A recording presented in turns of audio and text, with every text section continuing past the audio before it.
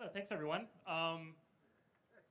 This is a magical day for people at the Apple Store because we have with us practically the entire cast of Harry Potter and the Deathly Hallows Part 1. And let me just take a moment to introduce them one by one. First off, Cormac McLagan himself, Freddie Stroma.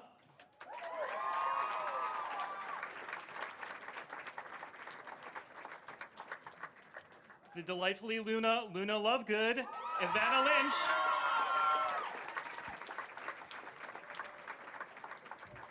The beloved Fred Weasley, James Phelps. Oliver Weasley himself, George Weasley himself, Oliver Phelps.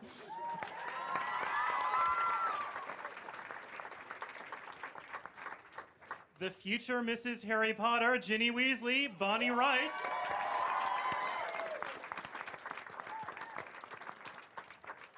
The ordinarily colorfully maned Nymphadora Tonks, Natalia Tenna.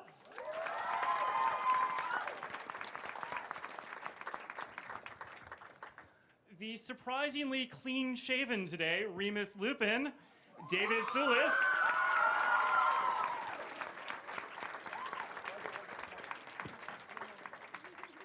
The wickedly charming Narcissa Malfoy, Helen McCrory.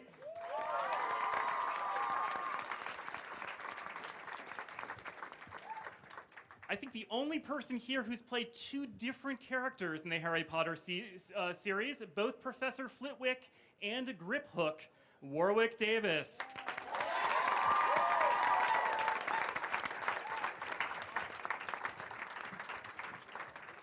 Words fail me to introduce Hagrid himself, Robbie Coltrane.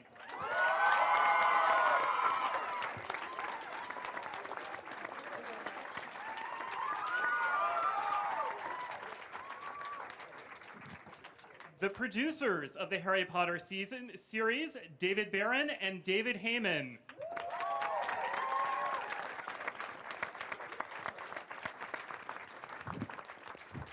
And I have a surprise for everyone.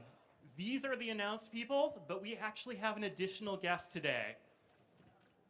Sir Michael Gambon, Dumbledore himself.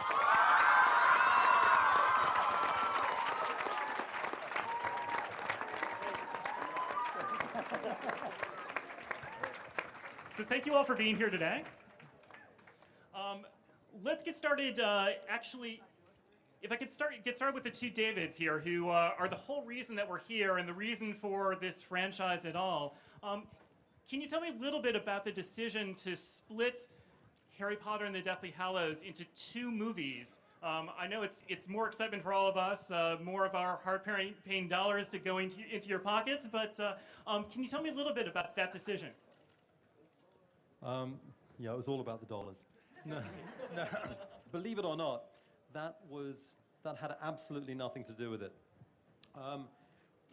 When the idea was initially mooted, I was very much against it, David too, because we'd never done it before. We'd talked about doing it on the fourth film, but we didn't do it, and so I thought this is a terrible, terrible idea.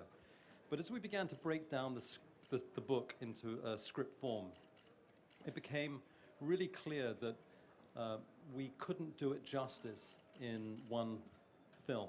So much is resolved in this book. It really is the end of the series. That were we to do it as one, it would either have been 5 hours long, or if we'd done it as 2.5-hour film, as many of the films are, it would have made absolutely no sense at all.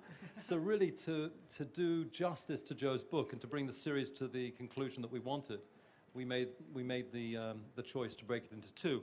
And then having done so, Steve Clovis, a couple of weeks later, once we'd agreed on this, called me and said, you know, there's almost enough here for 3. But I think that may have been pushing it a little bit far. In fact, the dollars part of the equation was something that we really put us off splitting it into two to start with, because we felt that everyone would just shake their heads and say, oh, they couldn't resist it. One more rush to the cash register. But there was just no way of doing it in one film, as David says. But I mean, listen, the truth is that clearly for Warner Brothers, the studio, who have been, they've been fantastic. They really have been our partners I mean, when it came to the decision not to do 3D on part 1, clearly it would have been in their interest to continue and do it in 3D. But when we said that we couldn't do it right, they backed us. But there's no question that if financially it made no sense to split it into 2, they wouldn't have done it. Clearly it makes sense financially, but I promise you that was not the reason or the imperative for doing so. So let me ask Robbie, as well as Oliver, James, and Bonnie. You've been with the series from the beginning. How has it changed for you? How have these films changed and your approach to the material changed? How's what changed, beg your pardon? How has the experience of doing the Harry Potter films and your approach to the characters that you play changed? I haven't changed at all, sadly. I'm still the old fart I always Thankfully. was. But they're, thank you. The children have changed. I'm not saying children, the young people, the young adults have completely changed, of course, because they were about that size when we started. They were just literally children. They were tiny wee creatures in these enormous great sets and had to be quite carefully looked after, really, didn't they? They don't need looking after now. Because now, you know, they were all talking about their toys when we first saw them, and now they're talking about, what's she driving these days, Rob? And things that rhyme with ravioli in the car park, you know what I'm saying? So they've changed enormously. But that was one of the great pleasures about it, and one of the ways that it didn't become routine or boring over 10 years, because they changed all the time, and it was great fun. It's true, isn't it? No, but they changed, but in a way they didn't change. I think that's been really, I think, one of the things where we've been really, really lucky.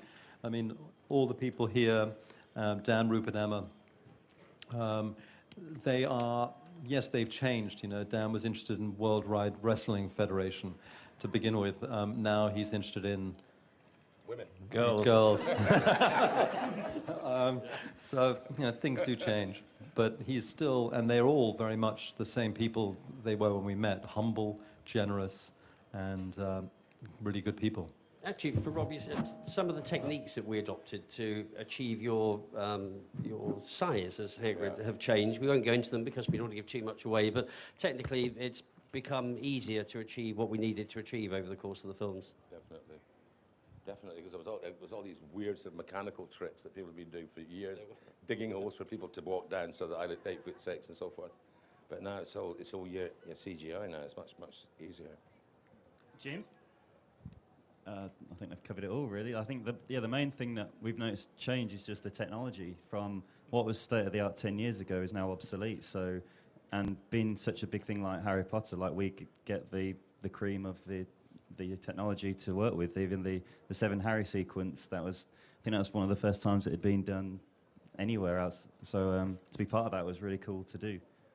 Oliver, can you tell us a little bit about that scene in particular? Yeah, it took, I mean, I don't know how Dan was able to keep his mind, really, after doing it, like, portraying all of us for as long as, I think there was a lot of takes what took place in that, but when we were doing it, we didn't quite understand, I certainly didn't understand how it was all going to map in together and everything, but it worked really well on set, and especially when you go back to years ago when we used to have, like, we used to do the Quidditch sequences, and they'd do certain computer elements, and you'd have like about 5 dots on your face, and that would be the way they get it. Whereas now it's almost like a face paint almost, and with about, I think it's 21 cameras, they take different motions you have.